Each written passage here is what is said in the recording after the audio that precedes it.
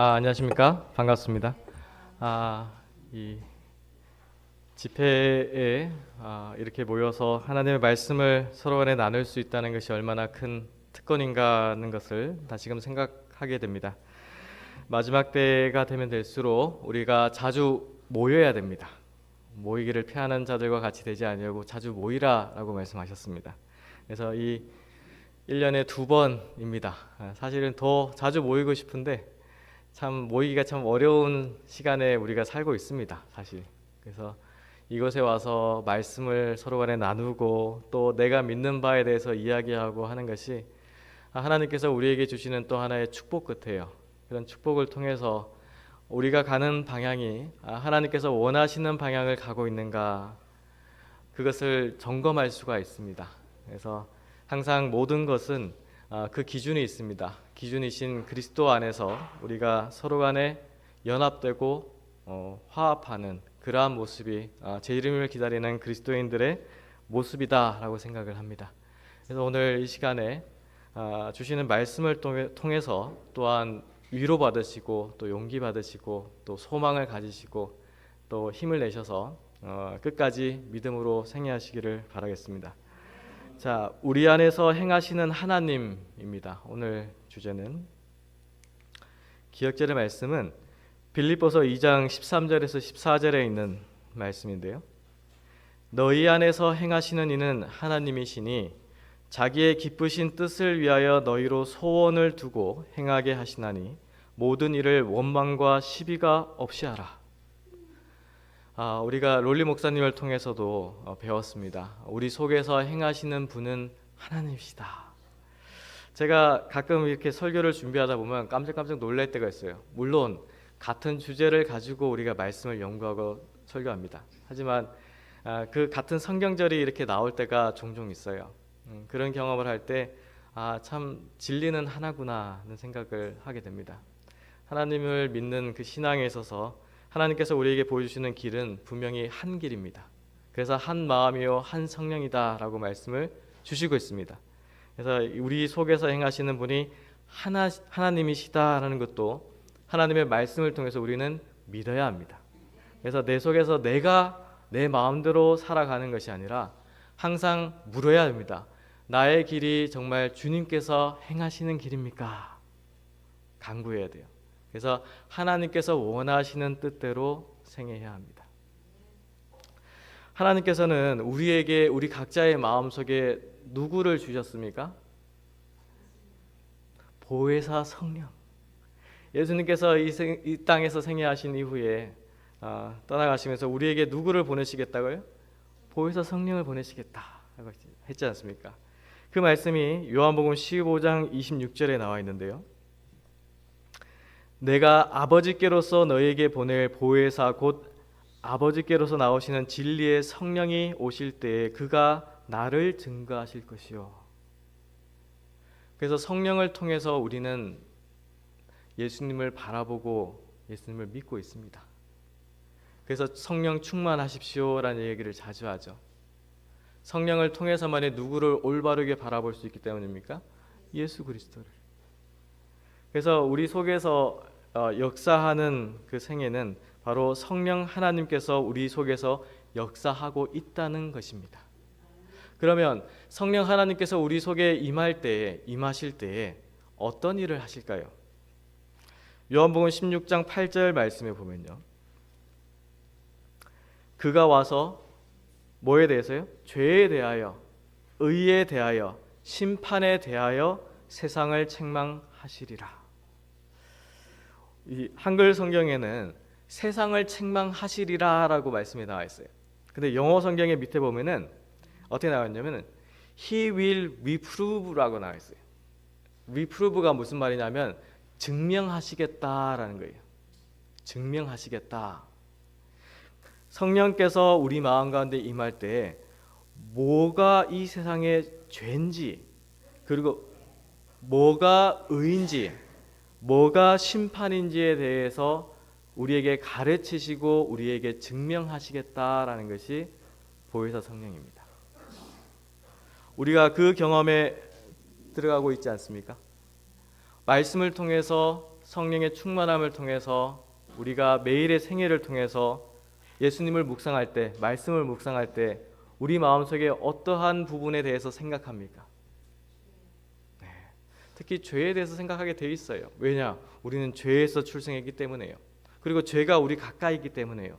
이 세상은 여전히 그 죄라는 것이 존재하기 때문에요. 끊임없이 우리 마음 가운데 속삭이는 그 음성을 들으십니까? 우리가 회개하라라는 그 음성을 들으십니까? 그 듣는 마음 가운데서 날마다 주님과 더욱 가까이 교제하는 경험에 들어가 있지 않습니까? 증언의 말씀을 보면 이 성경, 하나님의 말씀인 성경의 중심적인 주제가 무엇인지에 대해서 말씀을 주시고 있어요. 교육 125페이지에 보면요, 성경 전체 가운데 논의된 중심 주제는 무엇이다? 구속의 경륜이며, 이 구속의 경륜은 사람의 심령 가운데 하나님의 형상을 회복하게 하는 일이다. 이게 바로 구속의 경륜이에요. 그래서 우리는 회복 사업에 동참해야 됩니다라고 자주 이야기합니다. 회복하는 거예요. 원래 완벽한 가운데서 창조함을 받았던 우리가, 인간이 죄로 말미암아 타락하여 무너진 부분이 있고, 그 무너진 부분을 그리스도를 통하여 회복하는 사업이 바로 구속의 경륜이에요. 이 사업이 완성되면 주님께서 오시는 겁니다. 그러면 우리가 어떻게 할 때 그러면 우리 속에서 하나님의 형상을 올바르게 회복된 모습으로 나타날 수 있을까요? 이번 집회를 통해서 많이 배우지 않으셨습니까? 나는 어떻게 되고요?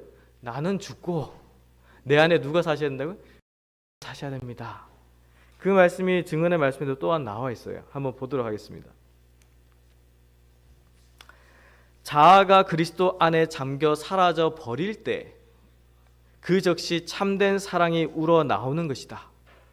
참된 사랑은 감정이나 충동이 아니라 성화된 의지의 결단이다. 그것은 감정 속에 있는 것이 아니고 온 마음과 영혼과 품성의 변화에 있다. 그 품성은 자아에 대하여는 죽고 하나님을 향하여 산 품성이다. 그리스도 안에서 우리 자아가 죽는 경험에 들어가고 새로 태어나는 경험에 들어가면 우리 속에서는 무엇이 나오는 것입니까? 참된 사랑이 우러나온다. 우러나온다는 표현이 참 재밌어요. 그냥 나오는 것도 아니고 우러나온다 그래요. 우리가 차를 끓일 때 우린다라는 표현을 씁니다. 그렇죠? 어떻게 할 때 그 차 맛이 더 진해지고 더 맛있어집니까? 많이 우릴 때. 그러면 이 자아가 죽고 그리스도 안에서 사는 경험이 얼만큼 자주 있어야 우러나오는 것이 될까요? 매 순간 될 때 우러나오게 됩니다. 그럼 우러나와서 나오는 것이 뭡니까? 그게 참된 사랑입니다.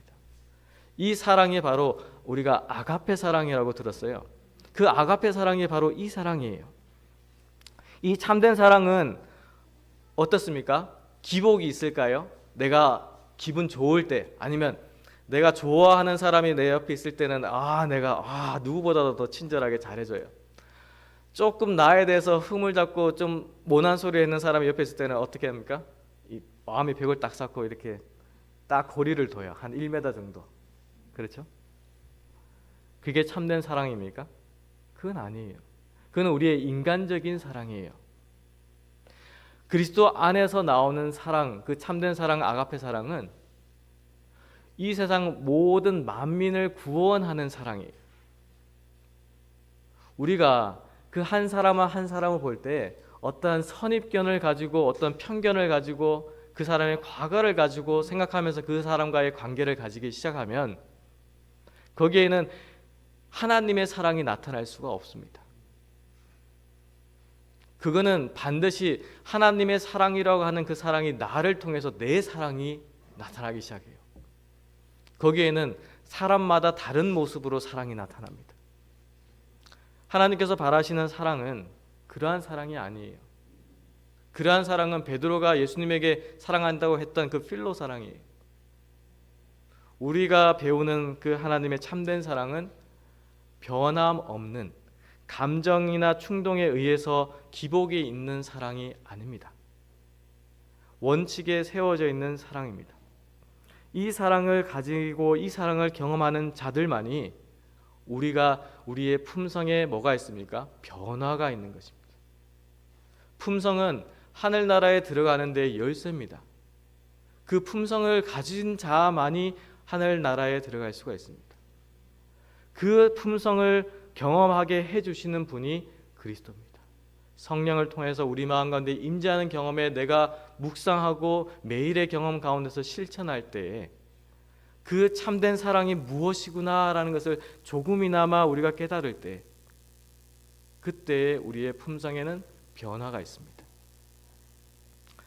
그 변화는 나에 대해서는 죽는 경험이요, 하나님에 대해서는 사는 경험입니다. 요한일서 4장 16절 말씀이에요. 하나님이 우리를 사랑하시는 사랑을 우리가 알고 믿었노니 하나님은 사랑이시라. 사랑 안에 거하는 자는 하나님 안에 거하고 하나님도 그 안에 거하시느니라. 하나님 안에 거하고 계십니까? 다른 말로는 그 사랑 안에 거하고 계십니까? 하는 말이에요. 나는 하나님 안에는 거하지만은 사랑은 잘 모르겠습니다 하면은 좀 생각해 보셔야 돼요. 내가 정말 하나님 안에 살고 있는 건지, 아니면 나의 의 속에서 살고 있는 건지 잘 점검하셔야 됩니다. 왜냐하면 지금 점검하지 않으면 그 은혜의 시간이 끝나면 더 이상 돌이킬 수 있는 시간이 없어요. 왜 하나님께서 지금 이 시간에 우리에게 이 말씀을 주시는지 아십니까? 돌이키라고요. 개심하라고요. 하나님께로 돌아오라고 말씀을 주시는 겁니다. 그 말씀을 믿음으로 우리가 받아들이지 않으면 어떻게 되는지 아십니까? 그 부분에 대해서 좀 이따가 설명을 드리겠습니다. 그래서 사랑 안에서 우리가 거하는 경험이 바로 하나님 안에서 거하는 경험을 하고 있는 것입니다. 모든 것이 진리는 하나요 연결되어 있습니다. 그 진리 안에서 우리가 살고 있으면 모든 말씀이 믿음으로 받아들이게 되어 있어요. 하나님의 말씀이기 때문에.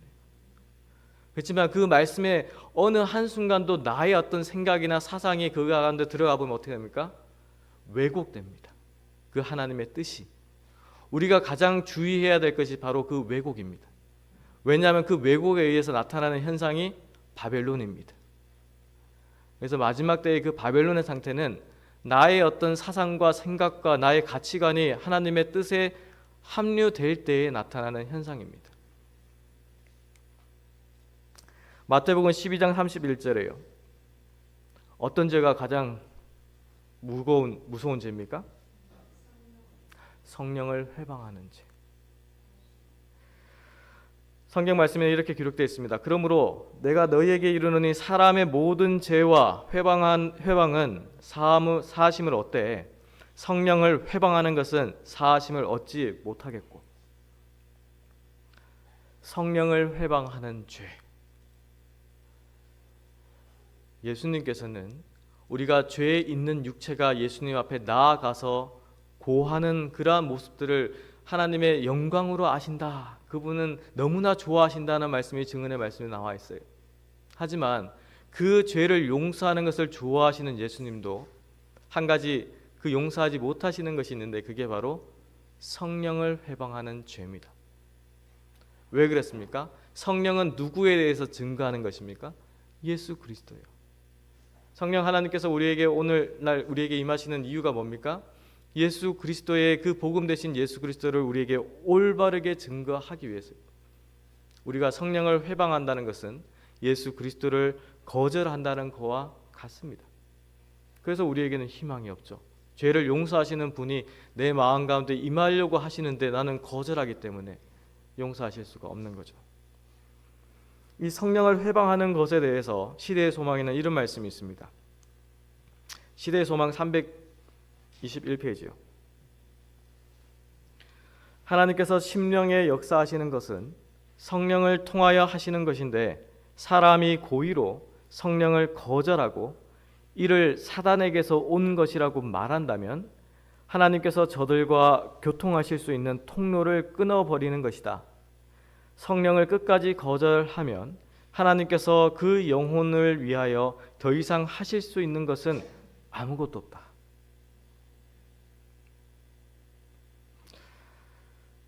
그러면 성령을 회방하는 죄를 품고 있는, 아니면 그러한 죄를 범하고 있는 상태에서는 어떠한 특징들이 나타날까요? 한번 같은 책의 말씀에 한번 보도록 하겠습니다. 사람의 눈을 멀게 하고 마음을 강팍하게 하는 것은 하나님이 아니다. 하나님께서는 사람의 잘못을 시정하고 안전한 길로 저들을 인도하시기 위하여 빛을 보내신다. 눈이 멀고 마음이 강팍하여지는 것은 이 빛을 거절함으로 말미암은 것이다. 흔히 그 과정은 점차적이요 거의 알아챌 수 없다. 마음이 강팍해집니다. 영적인 분별력이 사라져버려요. 뭐가 옳고 그른지에 대한 구분을 못합니다. 그것이 눈에 뚜렷이 드러나게 나타납니까? 그 사람이나 그 형제나 내 마음에 그런 게 뚜렷이 드러나게 나옵니까? 아니에요. 말씀에는 분명히 나와 있어요. 그 과정이 점차적이요 거의 알아챌 수 없게 나타난다. 그래서 오늘날 저는 현대 진리라는 그 빛에 대해서 증거하는 많은 설교자들의 이야기들을 들으면서 저는 그런 생각이 듭니다. 어떤 분들은 그런 얘기를 해요. 나는 새로운 빛을 발견했다. 이것이 이 마지막 시대의 마지막 기별이다. 이것을 우리는 믿고 주장해야 된다. 여러 방식으로, 여러 모습으로, 여러 특징적인 과정들을 이야기합니다. 저는 그분들의 말씀들을 곰곰이 들으면서 그런 생각을 들어요. 정말 성령 하나님께서 그 가운데서 임하셔서 하는 말일까? 성령 하나님께서 그 가운데 임하셔서 하는 말이라면 눈이 멀지 않을 것이고요.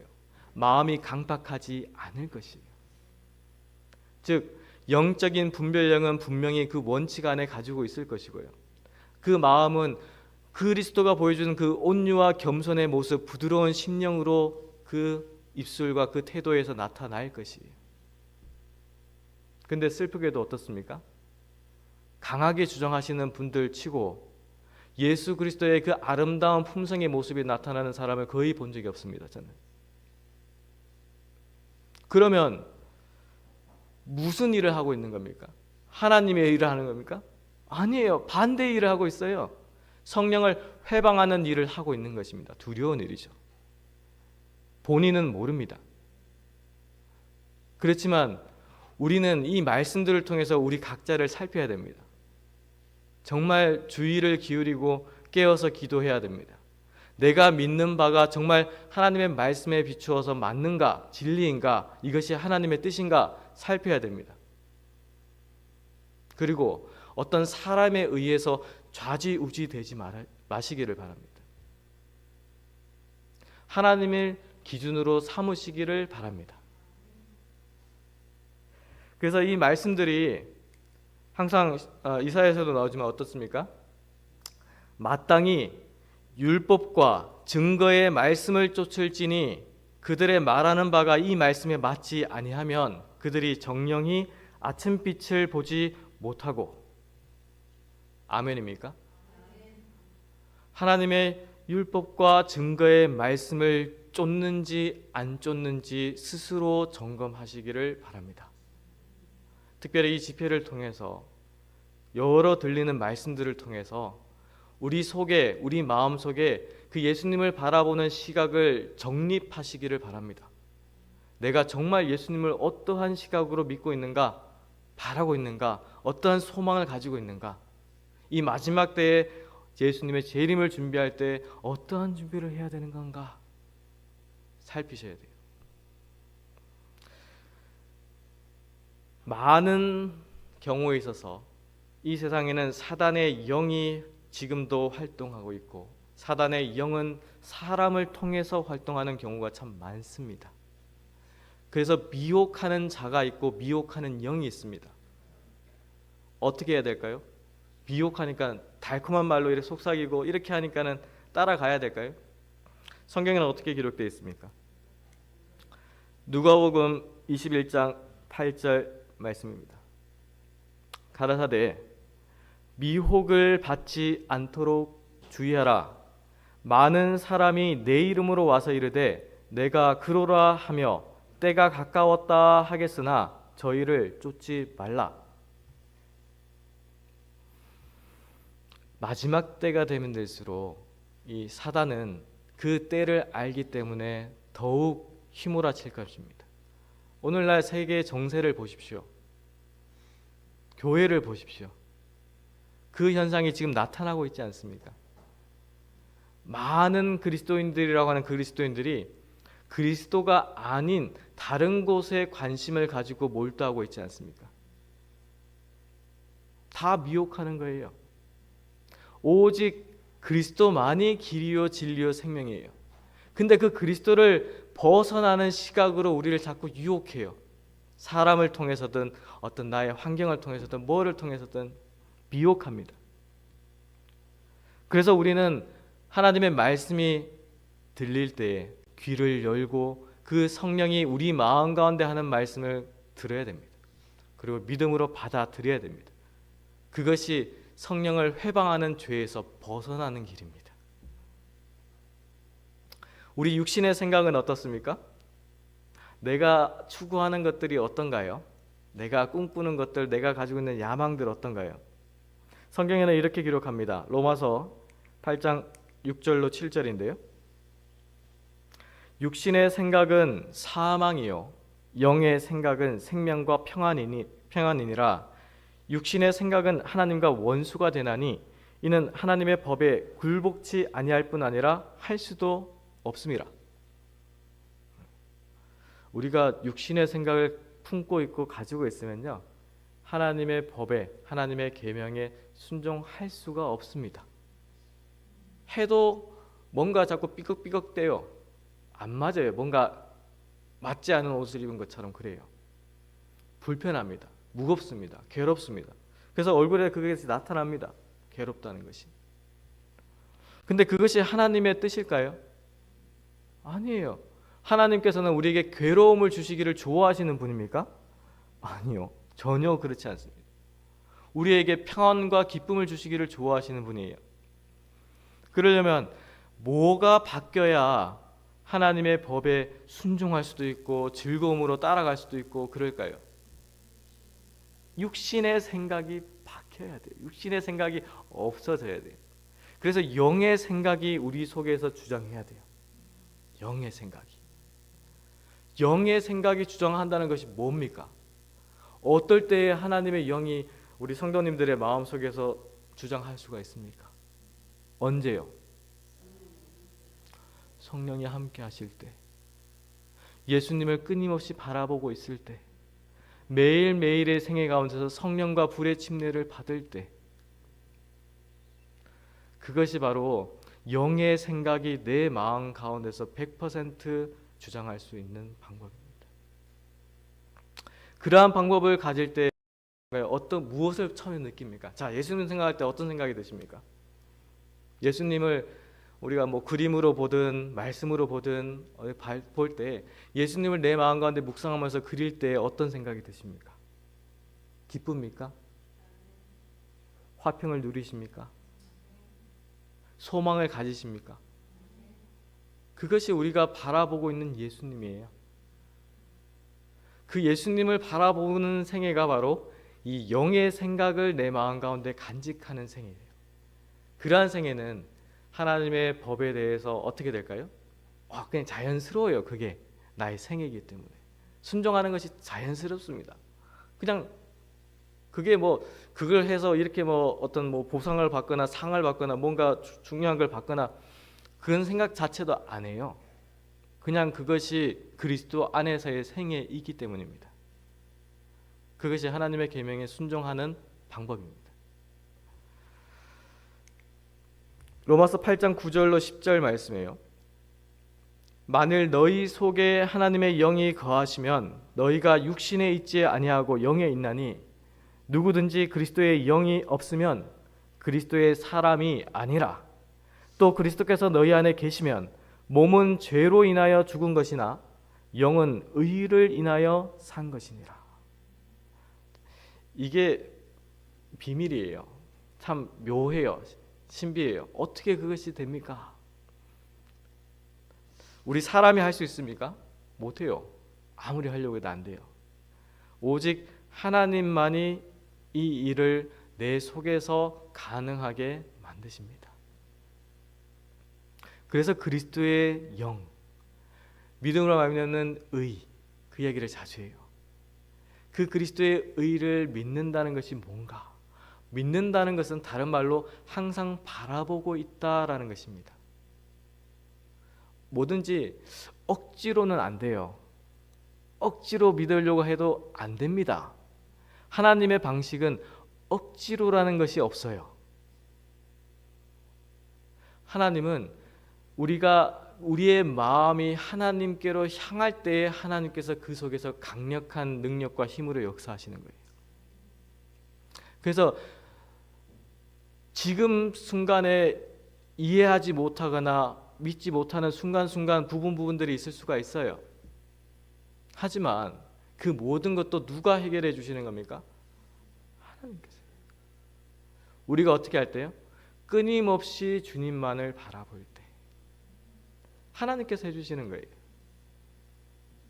그래서 이 모든 순간순간이요, 우리가 이 자리에 모여서 말씀의 떡을 나누고 서로 말씀으로 교제하고 서로 감화력을 끼치는 것도요, 하나님의 섭리입니다. 하나님께서 우리 각자의 인생을 아시고 각자의 필요를 아시고 우리에게 채워줄 것을 아시기 때문에 하나님께서 우리를 이곳에 이끄신 거예요. 저는 그렇게 믿습니다. 그래서 하나님께서 주시는 그 의가 뭘까? 영이 뭘까? 그것을 각자 묵상하는 가운데 경험하시기를 간절히 바랍니다. 각시대대쟁투 468페이지예요. 새롭게 남, 거듭남에 대해서 이렇게 표현하고 있는데요. 새롭게 남으로써 사람의 마음은 하나님의 율법과 이치됨과 동시에 하나님과 조화를 이루게 된다. 이 위대한 변화가 죄인의 마음속에 이루어지면 그는 죽음에서 생명으로, 죄에서 성결로, 범죄와 반역에서 순종과 충성으로 옮겨지게 된다. 하나님과 멀어져 있던 옛 생애는 끝나고 믿음과 사랑으로 이루어지는 하나님과의 화목의 생애가 시작된다. 그래서 거듭나는 경험을 해야 될까요? 해야 돼요. 새로 나는 경험을 해야 될까요? 해야 돼요. 언제 해야 될까요? 네? 지금이요. 얼마나 해야 될까요? 네. 어떤 그리스도인들은 그런 얘기를 하십니다. 내가 물로 침례 받았던 데가 거듭남의 때고 그 이후로는 나는 항상 거듭난 상태입니다 라고 이야기하는 분들도 제가 들어봤어요. 근데 신앙생활을 하면서 어떤 것을 경험하십니까? 우리의 신앙에 있어서 침례를 받으신 분들도 계실 것이고 침례를 아직 받지 않으신 분들도 계실 거예요. 근데 침례를 받으신 이후에도 우리는 우리의 신앙에서 어떤 경험을 하십니까? 매 순간 날마다 죽는 경험을 하지 않으면, 그 새로 남의 경험을 매 순간 하지 않으면 한순간도 안전한 순간이 없다는 것을 경험하게 되실 것입니다.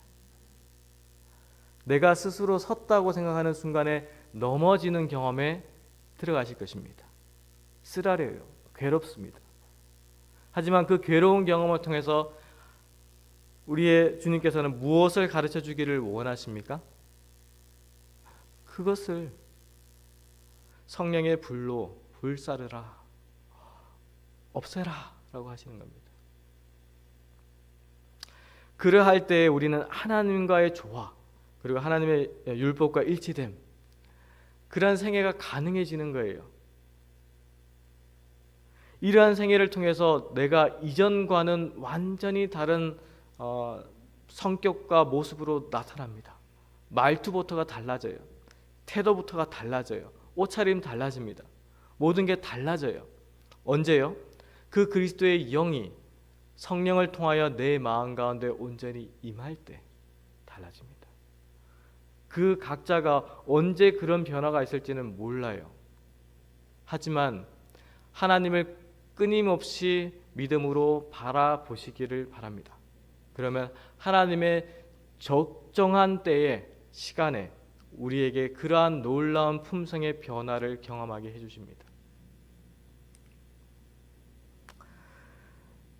누가복음 3장 16절 말씀이에요. 요한이 모든 사람에게 대답하여 가로되 나는 물로 너희에게 침례를 주거니와 나보다 능력이 많으신 이가 오시나니 나는 그 신들매를 풀기도 감당치 못하겠노라. 그는 성령과 불로 너희에게 침례를 주실 것이요. 침례 요한이 이런 말을 했습니다. 그 예수님께서 우리에게 성령과 불로 침례를 주실 것이다. 그 성령과 불로 침례를 받는 경험을 매일 하고 계십니까? 하셔야 됩니다. 이 경험을 해야지만 우리가 마지막 때에 하늘로 향하는 길에 그 길에 우리가 걸어갈 수가 있어요.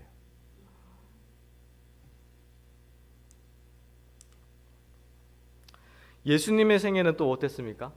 성령으로 잉태하신 그 예수님의 생애, 죄를 모르시는 그 예수님의 생애, 끊임없이 매일의 생애에서 어떻게 사셨습니까? 실물교훈 139페이지예요. 그는 매일 아침 여러 시간 동안 아버지와 교통하심으로 하늘의 빛을 사람에게 나누어 줄 준비를 하셨다. 그는 날마다 성령의 새로운 침례를 받으셨다. 주님께서는 매일 아침 이런 시간에 일어나서 다른 사람에게 나누어 주시기 위하여 자기의 심령과 입술에 은혜의 기름을 바르셨다. 성령으로 충만하신 분이 바로 예수님이신데 매일 아침 기도를 통하여 성령의 새로운 침례를 받으셨다고 기록에 나와 있어요. 우리는 얼마나 자주 받아야 될까요? 우리가 예수님보다 더 뛰어납니까? 예수님보다 더 높습니까? 예수님보다 더 많이 압니까? 우리는 아무것도 아니에요. 우리가 그 예수님을 묵상할 때 그 예수님의 생애와 그 마음을 성경과 예언의 말씀을 통해서 우리가 바라볼 때요, 우리가 지금 살아가고 있는 생애가 얼마나 부끄러운 생애인가라는 것을 생각하게 됩니다. 예수님의 생애와 우리의 생애를 비교해 보면 정말 부끄러워요. 아무것도 아니에요. 결코 누가 됐건 자신의 행적이나 업적에 대해서 자랑하지 마시기를 바랍니다. 우리는 아무 가치가 없는 존재들입니다. 오직 그리스도만이 우리의 모본이시요 우리의 주인 되십니다. 그 그리스도는 어떤 생애를 사셨습니까? 날마다 성령의 새로운 침례를 받는 생애를 사셨습니다. 우리도 또한 그 모본을 따라야 합니다. 그래서 성령의 침례를 매 순간 받으시는 생애를 사셔야 됩니다. 그 성령의 침례를 받는 경험은 이 사도행전 2장 38절에 베드로를 통해 이런 말씀을 주시고 있는데요. 베드로가 가로되 너희가 회개하여 각각 예수 그리스도의 이름으로 침례를 받고 죄 사함을 얻으라. 그리하면 성령을 선물로 받으리니. 예수 그리스도의 이름으로 침례를 받는 이 침례는 물 침례만을 말하는 것이 아닙니다. 매 순간 불과 성령으로 침례받는 그 경험도 이야기하고 있습니다. 우리가 그 경험들을 통해서 매일 매 순간 죄사함의 경험과 용서받는 경험과 그리고 주님의 그 성령을 선물로 받는 경험을 우리는 경험해야 합니다. 이러한 경험을 통해서만이 시련의 시험을 이겨낼 수가 있습니다. 지금도 우리가 근래에 코로나라는 것을 통해서 조금 경험을 했습니다. 맛봤습니다. 어떠한 통제가 있구나, 어떠한 일이 벌어질 수도 있겠구나 깨달았죠. 경험했습니다. 마지막 때에는 그 코로나보다도 더 큰 환란들이 올 것입니다. 그 환란 이겨내려면 어떻게 해야 될까요? 그냥 이겨낼 수 있습니까? 그냥 산으로 도망만 하면 될까요? 지금 이 시간에 성령의 임재하심의 경험에 들어가지 않으면 그 시련의 시험을 결코 통과할 수가 없습니다. 말씀에 나와 있습니다. 복음전도 322페이지예요. 진리를 받는 자들이 완전히 회개하고 생애와 성품에 철저한 변화가 없는 한, 그 마음을 영원한 반석이신 그리스도께로 향하지 않는 한 시련의 시험을 이기지 못할 것이다. 그래서 자주 우리가 말씀을 통해서 회개하십시오, 돌이키십시오, 빛을 발하십시오, 여러 표현을 씁니다. 그 이유가 있어요.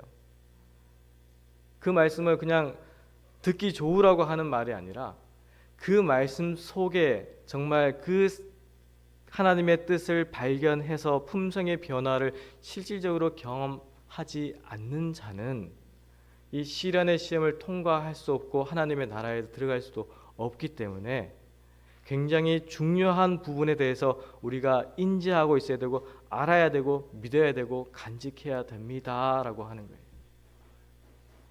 그것을 통해서만이 우리는 마지막 그 시험을 통과해서 그 약속의 유업, 그 하늘나라 새 예루살렘에 들어갈 수 있다라는 것입니다. 그래서 우리에게는 얻어야 할 큰 승리가 있습니다. 증언의 말씀에도 이런 말씀이 있는데 한번 읽어드리겠습니다. 교회 증언 5권 267페이지예요. 우리에게는 얻어야 할 큰 승리가 있다. 그것을 얻지 못할 때는 하늘을 잃어버릴 것이다. 육신의 마음은 십자가에 못 박혀야 한다. 성령의 강력한 능력이 소생시키고 회복시키고 변화시키는 능력을 모두 가지고서 전기의 충격처럼 마비된 심령에 임하여 모든 신경을 새 생명으로 전율케 하고 세속적이요 죽은 정욕적 상태에서 영적 완전으로 전인적 회복을 이루어 주시도록 기도하라. 전기 충격이 성령을 통해서 우리 심령에 와닿아야 돼. 깜짝 놀라야 됩니다. 깜짝 놀라서 일어나야 됩니다. 다 죽어가는 심령들이 생명의 불을 일으킬 수 있는 게 뭡니까? 오늘날 우리 의료에도 있죠. 그 전기 충격기. 심장이 멈춰더라도 이걸 충격을 인해서 심장이 다시 뛸 수가 있죠. 영적으로도 마찬가지입니다. 우리가 점점 힘이 없어지고 약해지고 나이가 들고 활동하지 않는다, 죽어간다, 여러 이야기들을 저도 주위에서 많이 듣습니다. 근데 그것을 회복할 수 있는 방법이 뭡니까? 어떻게 바꿀 수 있을까요? 사람의 힘으로 됩니까? 형제님, 이렇게 하면 어떨까요? 저렇게 하면 어떨까요? 내가 원하는 방식으로 이 방법으로 하면 다 변할 건데 이렇게 합니다. 근데 그 동기 자체가 틀렸어요. 어떤 사람에 의해서, 누구에 의해서 이리 흔들리고 저리 흔들리는 것이 하나님의 뜻이 아닙니다. 성령의 임재하심이 각자의 심령 가운데 전기 쇼크처럼 와 닿을 때, 그러할 때에만이 우리는 승리할 수 있고 옳은 길로 갈 수가 있습니다. 그래서 성령의 충만함을 경험하십시오 하는 말을 허투루 듣지 마시기를 바랍니다. 우리가 정말 그 불의 침례와 성령의 침례를 매일 매순간 그리스도를 통하여 받는 경험에 들어가야 됩니다. 자, 그렇게 함으로써 어떻게 우리가 변화되는가? 그 승리를 얻으면서 우리가 어떻게 변화되는가? 같은 책에 이런 말씀이 또 덧붙여 있습니다. 교회 증언 5권 267페이지인데, 그렇게 함으로써 그대들은 신의 성품에 참여하는 자가 되어 정욕으로 인하여 세상에서 썩어질 것을 피하게 될 것이다. 그리고 그대들의 심령에는 그대들을 고치기 위하여 채찍에 맞으신 분의 형상이 반영될 것이다. 최종적인 목표가 있습니다. 우리의 품성의 목표가 있습니다. 바로 예수님의 형상을 그대로 반사하는 것입니다. 그대로 나타나는 것입니다. 그것을 위해서 지금도 우리는 믿음으로 승리해야 합니다. 그 믿음의 승리 가운데서 항상 성령께서 우리 마음 가운데 죄에 대하여, 의에 대하여, 심판에 대하여 우리에게 가르쳐 주실 때 우리는 그 음성을 들어야 합니다. 그래서 그 음성을 듣고 믿음으로 받아들이고 또 변화된 생애를, 그리스도의 힘을 더불어서 우리의 생애 가운데서 나타날 때 그것이 바로 우리 속에서 하나님께서 행하시고 계시다, 일하시고 계시다는 것을 증명하게 될 것입니다. 마지막 때에 저는 이 말씀이 참 와닿습니다. 마지막 말씀인데요. 마태복음 3장 2절에 회개하라 천국이 가까웠느니라. 광야에서 침례 요한이 외쳤던 기별입니다. 예수님께서 천국 복음을 증거할 때 하셨던 말씀입니다. 마지막 때에 우리가 이 세상의 마지막 때에 전해야 할 현대 진리 기별은 이겁니다. 우리가 이 말씀이 우리의 목소리를 통해서, 우리의 생애를 통해서 내 자신에게 또한 세상에 증거될 때 그 예수님께서 오십니다. 우리의 품성의 모습은 예수님의 품성의 모습과 너무나 닮은 모습으로 변함을 경험하게 되실 것입니다. 아무쪼록 이 말씀들이 우리의 생애에서 변화를 일으키시는 하나님의 능력으로 와닿기를 간절히 바라면서 이 시간 말씀을 마치도록 하겠습니다. 네, 감사합니다.